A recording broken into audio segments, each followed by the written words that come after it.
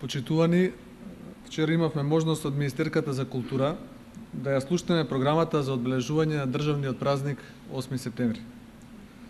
СДСМ пред јавноста денес сака да ги соопшти своите ставови во однос на прославата на 20 години од независноста, ставови кои ги утврди на органите на партијата.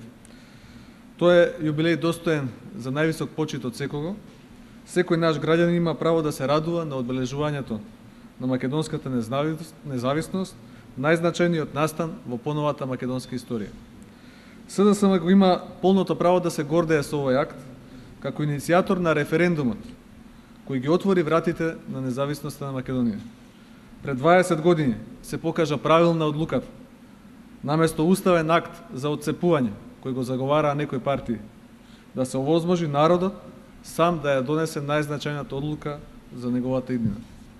За овој голем настан оваа година, за жал не беше формиран одбор за одбележување, пракса која е втемелена во државата. Наместо тоа, вчера на пресконференција, Министерството за култура ја информираше јавноста за програмата на настанот. За ваков јубилеј, тоа е недозволено.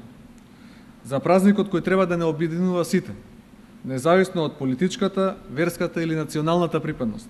Не можеме да градиме национално единство со игнорирање на спротивното мислење.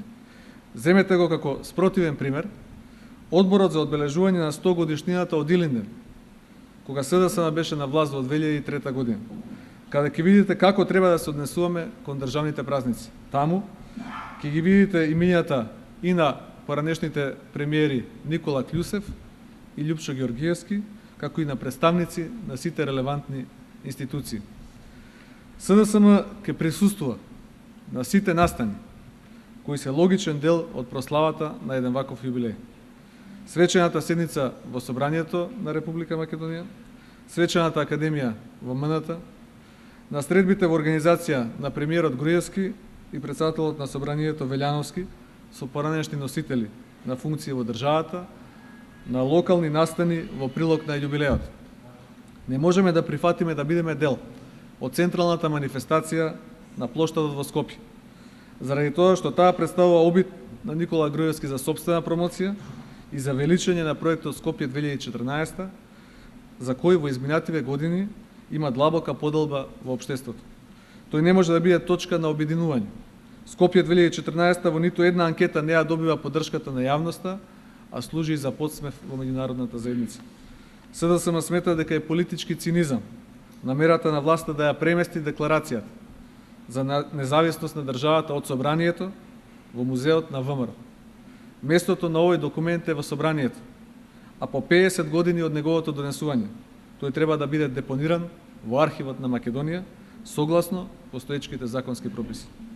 За жал, вчера Министерката за култура не соопшти ниту колку ќе чини прославата. Од тука фактот што прославата ја организираат тајно само тројца луѓе околу Министерката, прави наместо достојна прослава на 20 години од независноста, некој да прави прослава на тоталитаризмот.